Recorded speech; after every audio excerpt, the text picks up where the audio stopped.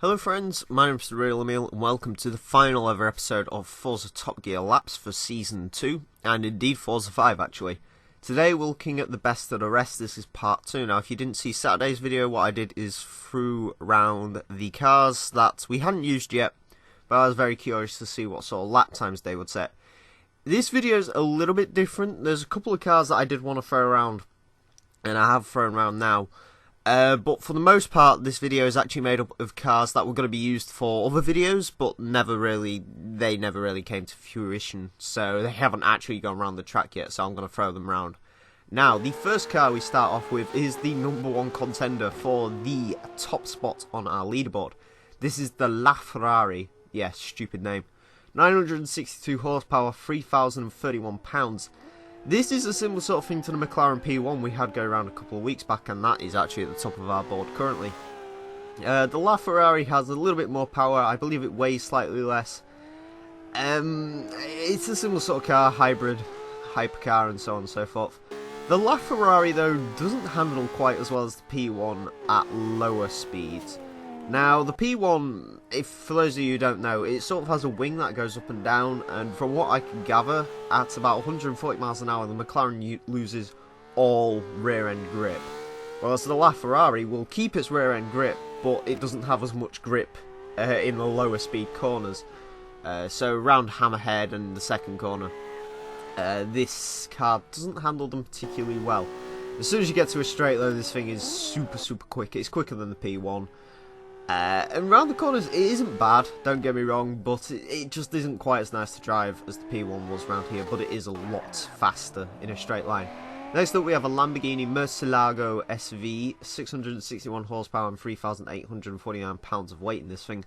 Now we had a Lamborghini Aventador go around quite a while ago, and that did really well. There's a huge slide into there.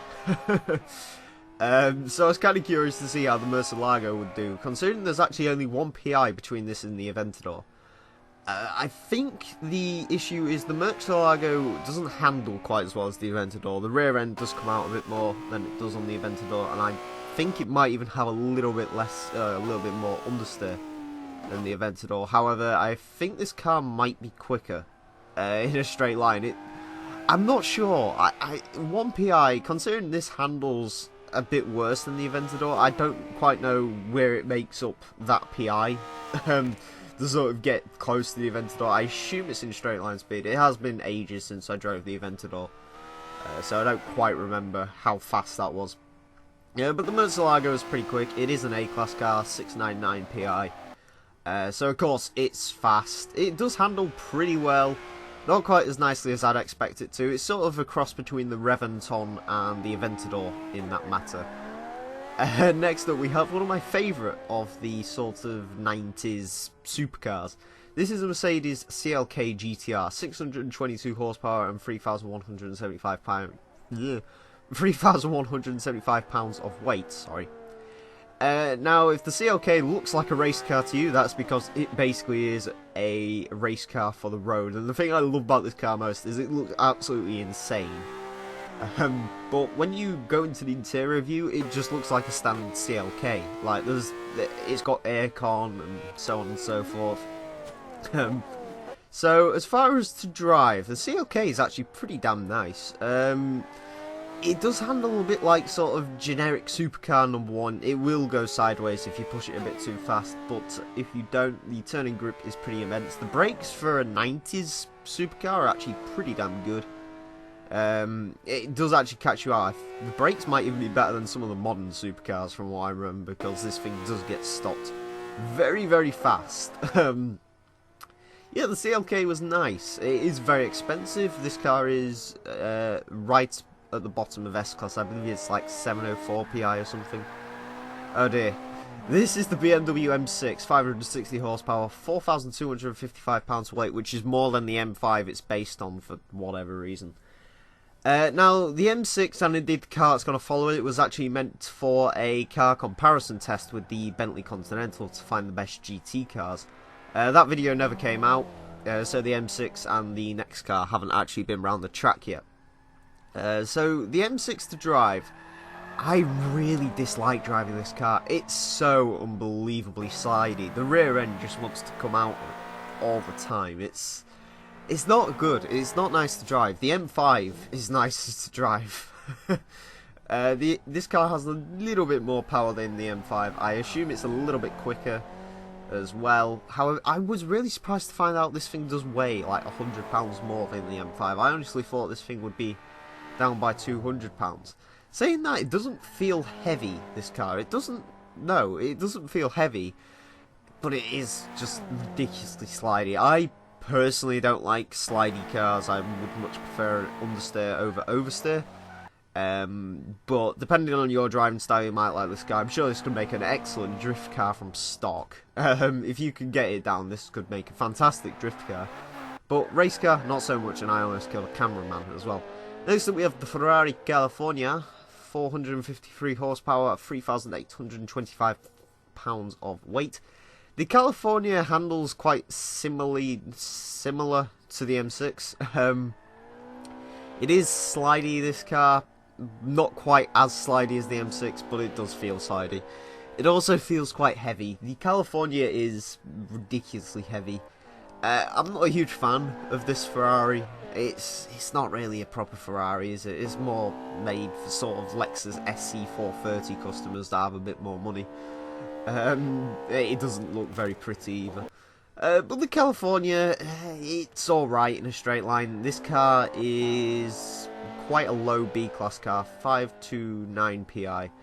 It's very expensive as well. I believe you can have like a 458 for just a couple of more credits, and I would recommend that over this car personally. You can't even get the roof down. You can in the Auto Vista, but you can't in in the actual race, which makes this car even worse. But to drive, California's alright. It handles like sort of a rear-wheel drive sports car. It's a bit more slidey and a bit heavier than usual. I personally wouldn't recommend it over, say, a BMW M3 or even a 2015 Mustang. But the California was okay. This was better to drive than the California and the M6, and this car's mental. This is a Mercedes C63 Black, 509 horsepower, 3,854 pounds of weight. For those of you who don't know, the C63 Black, this is a very insane car. This car has a reputation in real life of basically just shredding rear tyres constantly. However, around a track, it is tameable, this car, which surprises me. It's kind of like the Jaguar XKRS in that respect. That car is very slidey and it will go sideways. They don't need much encouragement to do that. However, if you train them right, these cars will go round a track perfectly fine. It really did surprise me. I did knock over quite a few cones there. That's just sort of the best way to take hammerhead in this car. If you can avoid first gear, this car handles well. The first gear and the hammerhead in this car just do not mix. But yeah, it does handle better than the M6. It does get a little bit of smoke going in through hammerhead there, but nothing major.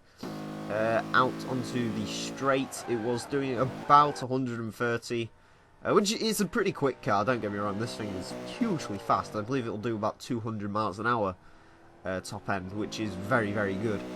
And across the line for that. Next we have an Audi RS5, 442 horsepower and 3,829 pounds weight. In case you're wondering, the C63 Black and the RS5, they weren't going to be in the GT cars video. However, I think they're fairly comparable to the GT cars we had around. And I might have even thought of using these cars in a sports car show-off at one point. I'm not sure. Anyway, the RS5, well, it's four-wheel drive, crucially. And that means it handles fairly well. It will go sideways, actually, this. But it takes you to be a complete and utter idiot to do that. Yeah, the four-wheel drive in this car basically saved it. It's nicer to drive than any of the other sports cars you just saw going around. Yeah, the RS5 was fairly uneventful. I would personally recommend the RS4 Advant over this, just because that's more my sort of car. I believe they're about the same price as well. Yeah. The RS5 is mid-B class, but it was very quick, actually. Yeah, I don't know, the RS5 was a little bit, I don't want to say boring, but it wasn't quite as exciting as the other cars to drive. But the RS5, it was good. It was good. And finally, the final car to ever go around the track. This is the Ford Focus RS, 300 horsepower, 3,236 pounds of weight. The reason I didn't use this in the Hot Hatches video is because this was actually going to be in its own video. I planned out ages and ages ago. I even had a script written for it. This was going to be in a Ford Focus RS versus the world. I might actually end up doing that video, at some point in Forza 6. However, I'm not too sure. The Focus RS to drive, I didn't have to put the differential in this. It wasn't that bad as the DS3 and stuff we had go around a couple of weeks ago. The Focus RS is understeering. Obviously, it's got 300 horsepower, you know. You expect it to be a little bit understeering. However, it's not nearly as bad as you'd think. I mean, the Astra VXR and this are probably quite close, and this has 14 more horsepower than the Astra, and it's on a slightly older chassis than the Astra. Yeah, the Focus was pretty damn decent. Fairly quick in a straight line. As far as hot hatches around this track goes, for some reason they don't really set very good lap times, especially compared to the comparative sort of C-Class cars. So I'd be kind of interested to see how the Focus RS does, considering I believe this is the fastest hot hatch in the game. And round there, and I decided we may as well just kill our cameraman because we won't be needing him anymore. Anyway, on to the lap times, and the LaFerrari secures first place with a 1:10.908, beating out the McLaren P1. That car actually did a 1:13.3 with a spin, so the LaFerrari was super quick. CLK GTR goes into 10th with a 1:14.413, which for a 90s supercar, that's pretty good. I mean, it's just a couple of seconds or milliseconds off of a Koenigsegger Gira. So that car did pretty good. Lamborghini Murcielago SV goes into 18th with a 1:16.720. That is good. That's Lamborghini good, because Lamborghinis are so quick around here. Beats an F1, an F40, an F50, a Viper ACR, a 458 Italia. Yeah, the Murcielago was very quick indeed. Couldn't knock off the MP412C though.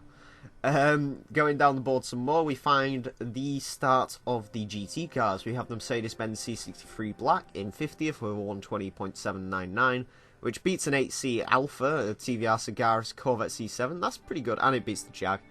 RS5 goes into the Audi cluster, as it's now known, with a 55 with a 1:21.546, beating the RS7 Sportback and the RS4 Avant, which is interesting. I think it was running 1:22s, and then on its final lap it managed to just sneak in that lap time. And the M6 goes into 58th with a 1:21.792, and that beats the M5 Shelby GT500 Exige S, so it did fairly well despite the sliding. Ferrari California goes into 63rd with a 1:22.381, beating the Bentley Continental, so it would have kind of won that fight. Beats an RS4 Audi, Ford Mustang 2015. Pretty good overall for the California, I have to say. And finally, in 92nd, we had the Ford Focus RS with a 1:26.766. Just shy off an RX-7, but it does beat an S2000, an Infiniti Q50S, the Focus ST. So, as far as hot hatches go, I believe that's the fastest one we've had around our track.